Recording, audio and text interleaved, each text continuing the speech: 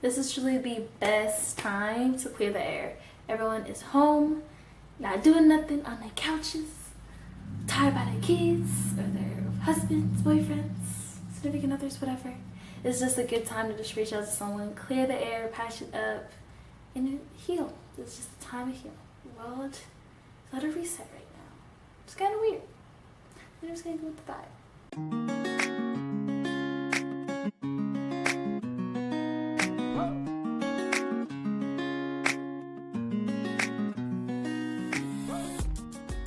Hello beautiful people, my name is Suzanne. By the internet I go by Savvy C, and welcome to the Savvy C Scoop.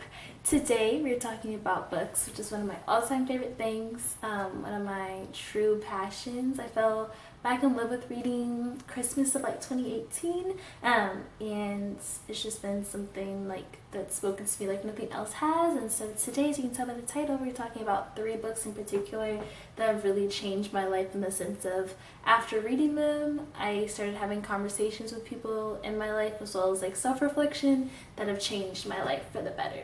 So I want to share them with you. So we're gonna go through these 3 and get into it. Alright, first up, we're going to talk about one of my favorite things, the Enneagram. The Enneagram, for those who don't know, is a personality test superior to others. I don't care if you talk about Myers-Briggs, CoStar, color theory, whatever. I feel like Enneagram is the best. And my love for it started with this book right here, The Road Back to You, an Enneagram Journey to Self-Discovery.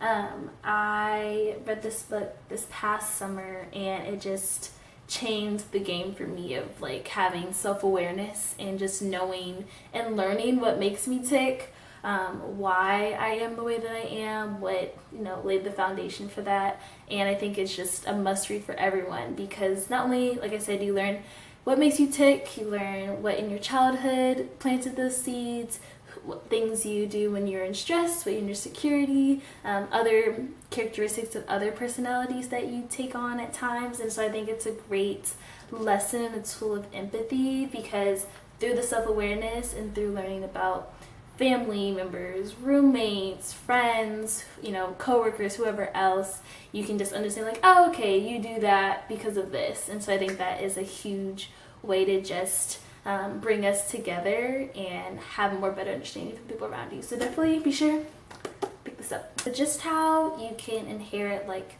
hair texture, height, eye color, whatever else genetically speaking, you can also unfortunately inherit trauma.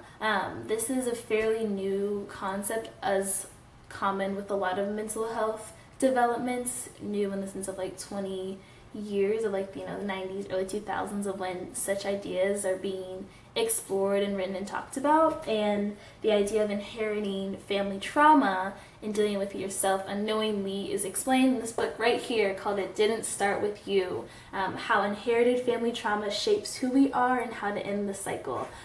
Great read, a pioneering text too, I would say, in the sense of like, inherited family trauma isn't something that's talked about, known, and Mark is definitely an expert on it. He breaks down how you can have pain and have just like a setback of something that you didn't even know why, and then you can look back through family members, through your family tree, and find that something that happened to them is now been passed down to you, and by knowing that, you're resolved from it. So it's great. He recommends that you make these things called genotypes, where you just like interview your family, write down like notes. So I did that for mine over Christmas.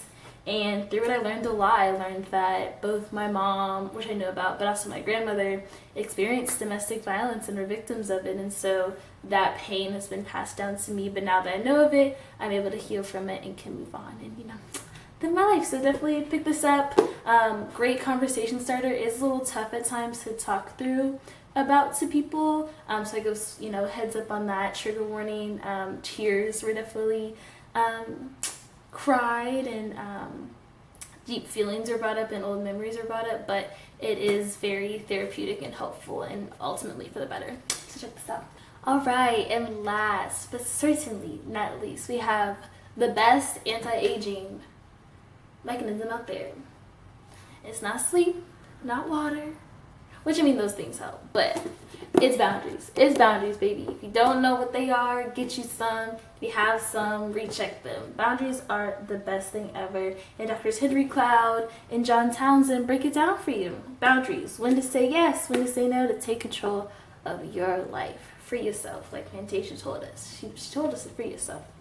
I love this book so much because I struggled with having lack of boundaries, and because of lack of boundaries, life was just a little shambly at times. But now that I'm aware of boundaries and have them, life is much smoother for me. I don't feel pulled in so many different directions. I don't feel like I have to like put on a face in different areas of my life. I can just be my true authentic self, which I love about this book. And it explains, and what I love the most about this book is how it starts with like a schedule of someone who doesn't have boundaries, and then at the end it shows that same woman going through life with boundaries, and it just shows that growth as you go through different topics. So it talks about boundaries with you and work, you and yourself, you and friends, you and family, with God, and just how you can implement boundaries in everything you do in every area of your life. So again, like I said, best anti-aging. You don't have to stress, you don't worry about it. You don't want to be a part of it, you don't have to, because it's your life and you're responsible for you and you alone. And too, Gabby Union said that she did this, and she still looks like she can still be captain of the Compton Clovers. So, boundaries, get some, read about it, know about it, talk to yourself and others, and set these boundaries.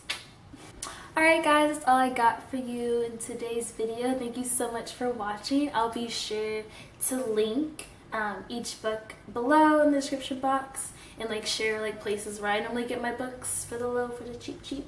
And yeah, and I hope you check them out. Like I said, they're really great ways to just start conversations that can change your life during this time of a global pandemic. Everyone's at home, just trying to get the world back to a place of normalcy again. But in that time of being alone, we can really just lean on each other, because we're really all that each other has right now. So use these books as like a launching pad to start conversations that can help heal you and bring communities together.